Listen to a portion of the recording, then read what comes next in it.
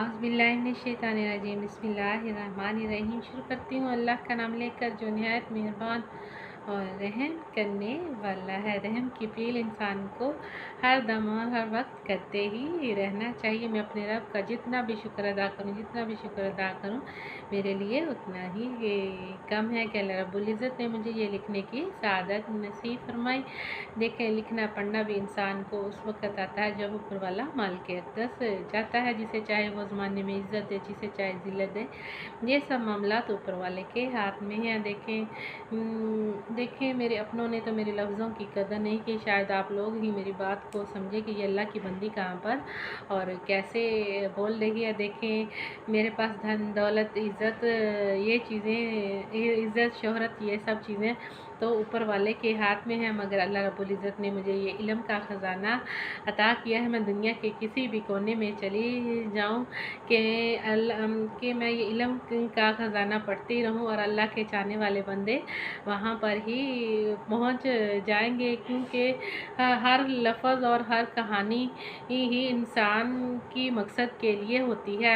दिल और दिमाग इंसान के अंदर ये दोनों कीमती पुर्ज़े पाए जाते हैं। अगर हम इन पुर्ज़ों का इस्तेमाल सही और सीधे तरीके से करेंगे तो ये हम लोगों को वो रास्ता भी ज़रूर दिखाएगा और ज़िंदगी गुजारने का मकसद भी ज़रूर बताएगा कि हमारा ज़िंदगी में क्या मकसद है क्या नहीं। ये सब चीज़ें तो वही बेहतर जानता है। मैं इस इल्म के ज़रिए इंशाल्लाह एक न एक दिन परवान भी ज़रूर चढ़ूँगी। परवान भी उस वक़्त चढ़ूँगी जब मेरा ऊपर वाला मालिक अक़दस चाहेगा, क्योंकि ये इल्म की रोशनी जो है वो कभी भी ख़त्म नहीं होती। दुनिया की दौलत इंसान के हाथों से ख़त्म हो जाती है। एक वक़्त था मेरे पास दौलत का अरूज भी था, सब चीज़ें थे, मगर ये इल्म हीरे जवाहरात वाले मेरे पास ये अल्फाज नहीं थे।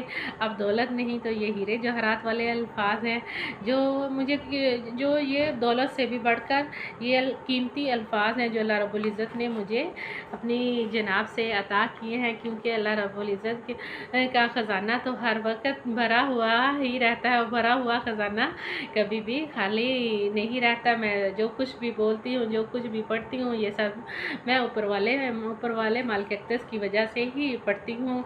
देखिए, मैं बीमार हूँ, शुगर है, ब्लड प्रेशर है, मैदे का मसला है, दिमाग का मसला है, पट्ठों का मसला है, लिखते लिखते कंधे थक जाते हैं, मगर मेरा इश्क मेरे अंदर मौजूद है जो मुझे लिखवाता भी है, बुलवाता भी है और आप लोगों के सामने बयान भी करती हूँ कि वहदहू ला शरीक के अल्लाह एक है, हमें उसी की बात करनी चाहिए और वही हम सब का कारसाज और हमारा मालिक अक़दस है, जहाँ पर हम सब लोगों ने लौट कर जाना, जहाँ पर हम ये पढ़ते हैं इन्ना लिल्लाहि व इन्ना इलैहि राजिऊन।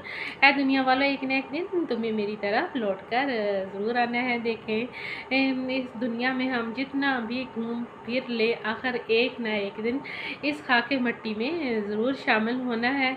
हमें अपने असले की पहचान और शनाख्त ज़रूर करनी चाहिए। देखें, आजकल के ज़माने में फाशी, बेहयाई, बेपर्दगी आम होती जा रही है। हर नफ्सा नफ्सी के दौर में हर बंदा पड़ा हुआ, हर किसी को अपनी अपनी पड़ी हुई है।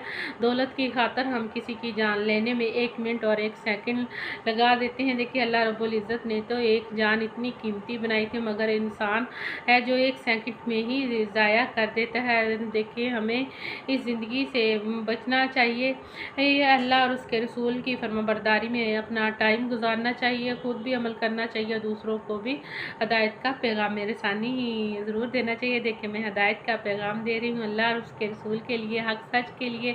मैंने इस माशरे में आवाज़ उठाई है, कोई ना कोई बहन भाई तो होगा जो मेरी इस आवाज़ को भी बुलंदोबाला करेगा और मेरे तहकीक करने मेरे घर भी ज़रूर तशरीफ़ लाएगा।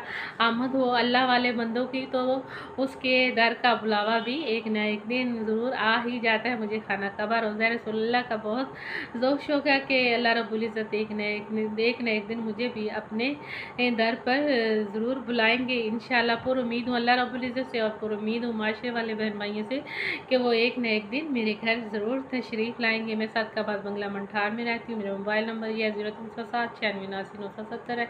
अगर कोई बहन भाई मेरे इस फ़ंड और इदारे को समझेगा और समझकर मेरे घर आएगा तो अल्लाह रब्बुल इज़्ज़त उस बंदे की गैब से भी ज़रूर मदद फरमाएंगे और अपनी रहमत से उस बंदे के खजाने भी भर देंगे। भरा हुआ खजाना जो होता है ना, वो कभी भी खाली नहीं होता। मैं दुनिया के किसी भी कोने में चली जाऊँ, मगर ये हीरे जवाहरात वाले अल्फाज कभी भी ख़त्म नहीं होंगे।